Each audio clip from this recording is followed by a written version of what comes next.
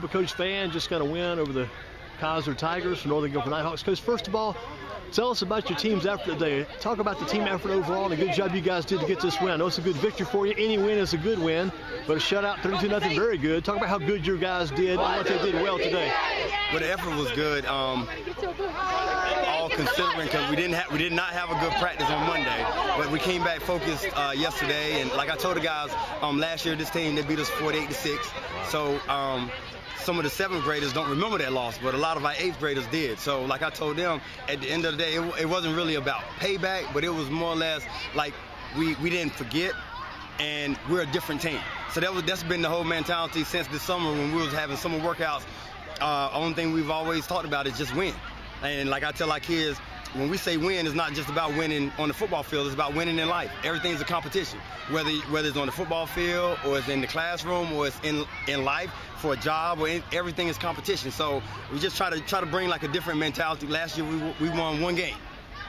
We was 1-7. So for a lot of our 8th graders, they remember the sting of all those losses. So like I told them now, like that's why I was just getting on them, and I was kind of upset because at the end of the day now, with all the losing that we've done, we have to learn how to win with class. And you think about it too, you had a lot of big plays in the game day. I mean, Alex Preston and David Evans, those guys I saw. And those guys was big for us. And we left a lot of points on the table. Oh yeah. And so it's a lot of things that we need to clean up moving forward. But like I'm proud of our guys for fighting the way that they did.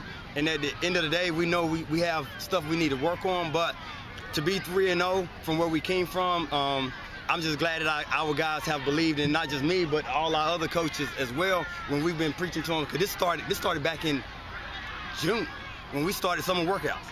So, I mean, at the end of the day, me coming in as a new coach, the biggest thing I had to turn around was getting the guys to buy in to what I knew we could be if we put in the work, which now that we get into the season, we're starting to see the type of team that we can be. So now you're sitting at 3-0 overall then? Yes, sir. Not a loss at all yet this season.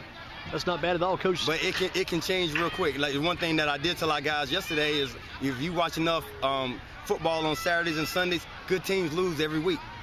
It's not about just being good. You got to be focused, you got to be sharp, and you got to come prepared, ready to play every down to the last second.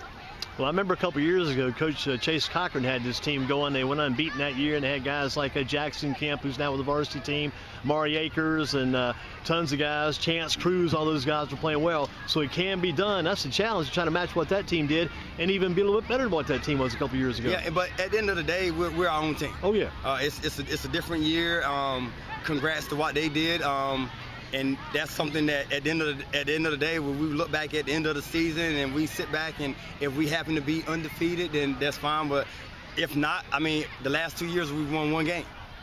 So I mean, to sit here 3-0, that's enough to let us know what we're doing is working. So if they continue to buy in, we'll continue to have success. What are some smart things you need to do to keep winning with this team? What are you guys going to do to keep winning, and things you need to do on the field, off the field, to make you a better team and keep doing what you've been doing? Well, the biggest thing is just focus more, eliminate the penalties. We had a couple penalties that kind of stalled a couple drives that could have led to points. And just staying engaged in the game. Sometimes we get up 2 or 3 touchdowns. It's kind of easy, especially as a teenage kid. Like it's to kind of let your foot off the gas, and I'm trying to teach them, play for 4 quarters. And you look at it too, I guess it starts the time you guys get on the bus to come to the game, but the time you get off the bus to get back home, from the start to the finish, you got to be right all the way straight through, I guess. Yes, sir. And I think over time they'll get it. Like right now, like I said, when you're dealing with teenage kids, you never know. You never know like what kind of day they had in school or whatever. So it's like it's a delicate situation. We're trying to balance the athletics part and their outside life as well. But at the end of the day, like I said, I mean, they're human. We're all human. And like I tell my guys, just play free. I mean, as a coach, I make mistakes. I'm gonna make mistakes during the game. I'm gonna call wrong plays, things of that nature. It's just we always preach next play. And that's all you can do. It's like a football family, pretty much. And when you make a mistake, you say, that's on me, that's on you. We got to take it and share this thing together. And that's one of the big things that we preach is about accountability. we hold each other accountable. And we as coaches, we hold each other accountable for like watching film, making sure that we come to practice every day, prepared. So, I mean, the kids are only going to be as prepared as we are as coaches. So it's about holding each other accountable. The players holding themselves accountable, as well as the coaches holding ourselves accountable too. Well, it's middle school football, but it's still detailed. You got to get it right and got to do a lot of things. There's a lot goes into putting this thing together, and so far it's been working for you, Coach. We want to congratulate you on the win today, and again, ask you one more time, what do you have to do to keep this Nighthawk thing marching, moving forward the way it needs to be? Continue to work hard and continue to stay focused. That's all we have to do. If we stay focused and we continue to come to practice each and every day and work hard and get 1% better each week. We talk about going 1-0. We went 1-0 this week. We'll reflect tomorrow, and then we'll be back to work next Monday. Coach, thank you for your time. Congratulations on the win. Good start to the season 3. I know keep up the good work. And again, keep pushing these kids hard. Thank you so much.